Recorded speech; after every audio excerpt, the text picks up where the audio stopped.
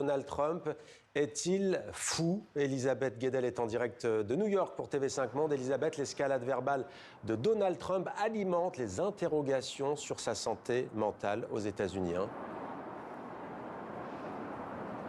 Déjà le mois dernier, juste avant le début du déclenchement du conflit, une étude Ipsos montrait que 6 Américains sur 10, 60%, pensaient que Donald Trump devenait de plus en plus erratique avec l'âge. 30% des républicains le pensaient.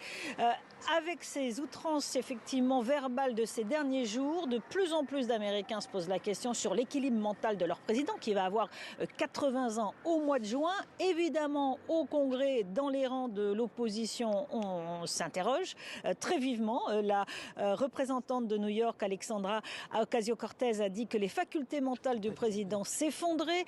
Le président des États-Unis est fou, a même renchéri son collègue du Massachusetts, Jim McGovern. En fait, une vingtaine d'élus démocrates évoquent le 25e amendement. C'est cette disposition dans la Constitution américaine qui permet au vice-président et à la majorité des membres du gouvernement de déclarer le président des États-Unis inapte à occuper ses fonctions. Alors, côté républicain, on entend très peu de voix s'élever, à part celle de Marjorie Taylor Greene, vous savez, cette ex-députée trumpiste qui est devenue l'une des plus grandes critiques du président. Elle estime également qu'il faut déclencher le 25e amendement. Alors, on n'en est pas là. Il faudrait pour ça que J.D. Vance et la majorité du gouvernement se retournent contre le président, à les entendre tous les jours louer l'action du président des États-Unis. On est très loin d'un départ forcé de la Maison-Blanche.